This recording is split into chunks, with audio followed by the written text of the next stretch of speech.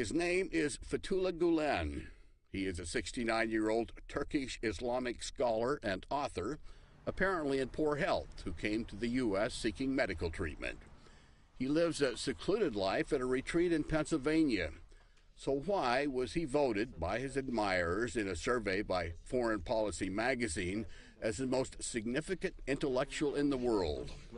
Among those admirers are Kemal Aksus and Alp Aslandoğan. Kind, modest, humble, generous. We see him as a source of information, inspiration, but never profit. He will be the one who will be troubled the most if he hears that followers or inspirers see him kind of profit. Personally, he is definitely very knowledgeable, very sincere in wanting the best for the people, not just Turkey, but for all humanity. Gülen has inspired his followers to build schools, provide humanitarian aid, and engage in interfaith dialogue. University of Houston professor Helen Ebaugh, who wrote a book on the Gülen movement, says the movement got its start when Gülen was an imam in Turkey. When Fethullah Gülen began preaching in the late 60s and early 70s in Turkey, his message was, we don't need more madrasas. We need schools that will promote science and math and secular subjects. And his contention was that one can be modern and one can be scientific and still be a good Muslim. Bill Martin is a senior fellow in religion and public policy at the James Baker Institute at Rice University. He says the Gülen movement is different from fundamentalist Islam because they respect all faiths and believe religion is compatible with science. I think it's fair to say that Islam has had difficulty in coming to terms with modernity. And in that, I think that the Gülen movement offers a much more positive picture of what Islam can be. Gülen inspired volunteers from Turkey bring Turkish language and culture with them.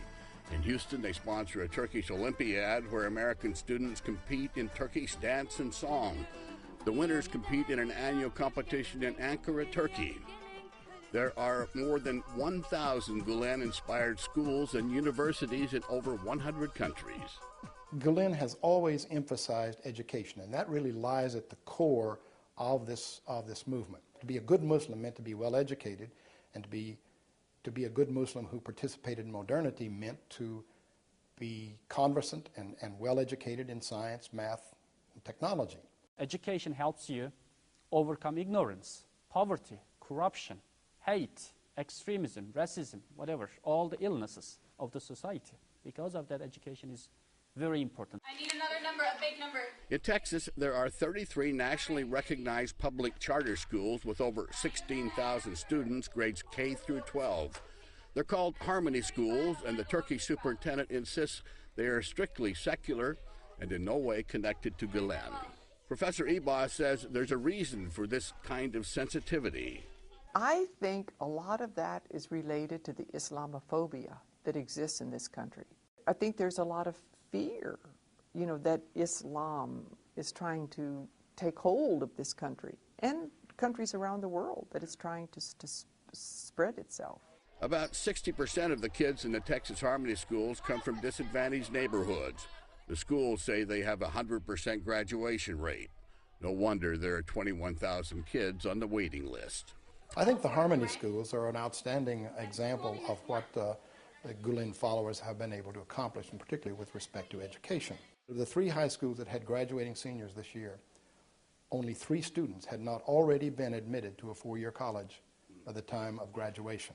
I know teachers who stay up here for 7 o'clock at night, 8 o'clock at night, who are also working at night from home. They know our expectations for them.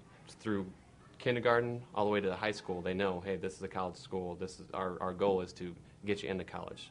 I have never worked harder, but you really see the results because the parents are very involved, the kids really respond. Gülen, not only he urges teachers to go and work at these schools, on the other hand, he urges people from all walks of life to go and support all these schools. Build up schools instead of mosques. build up universities instead of mosques, build up cultural centers, interfaith organizations, aid organizations, hospitals instead of mosques. Supporters say Gülen owns nothing himself, but has persuaded others to give generously to many independent organizations. The movement has become quite wealthy. It's one of the richest movements in Turkey. It has private hospitals, it has all these private schools. There's a big media industry, one of the biggest in Turkey. It has a Zaman newspaper. Kimse Yakmu is one of the latest. That's their relief organization. They help disaster victims all over the world. Kimse Yakmu and in the U.S., Helping Hands contribute millions of dollars in humanitarian aid each year. Professor Eba says in Turkey, Gülen urged businessmen to grow their businesses and give a part of their earnings, as much as a third, to support humanitarian aid and education. The movement is financed not only by these wealthy businessmen, but more importantly, it's financed by everybody in the movement. Everybody contributes. And the average seems to be about 10%. I go beyond the expected level in my income level. And all of this, my motivation is that just like God loves us as human beings, we also should act in a manner that is pleasing to God. And I believe that all of these actions, charitable donations, volunteerism, are pleasing to God. That is why I'm doing all of this. Alp is a volunteer in charge of the Institute for Interfaith Dialogue in Houston, which is located in the Raindrop Turkish House. This is a mock-up of the projected Interfaith Center, which will include a Jewish synagogue, a mosque, and a Christian church. Gülen has always stressed the importance of interfaith dialogue to promote peace, and has met with Pope John Paul II and reached out to leaders of many religious minorities. And he may have been the first Muslim leader to condemn the 9/11 terrorist attacks. He immediately posted an ad clearly saying that this is an non-Islamic act. It is not even a human act. You know, those people who committed this, not Muslim, they cannot even be called humans. He said Bin Laden is a monster, and people around him are monsters if they think like him.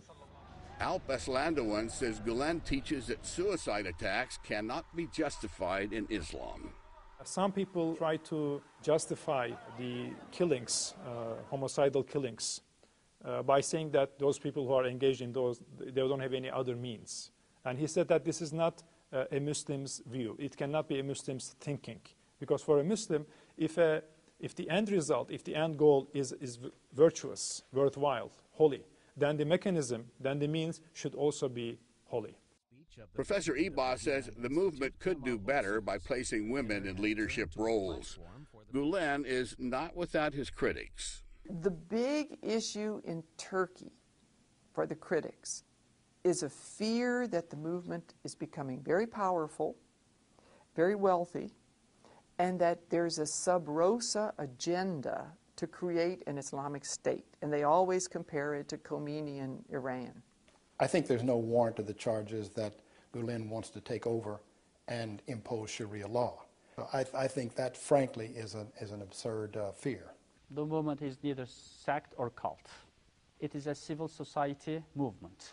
Sometimes they are accused of being a missionizing entity. And as far as I know, I don't know of anyone through the schools or otherwise that they have tried to turn into a Muslim. For the time being, those who follow Gülen, both critics and admirers, seem to agree that he is leading one of the most important movements in Islam. For Religion and Ethics News Weekly, I'm Lucky Severson in Houston.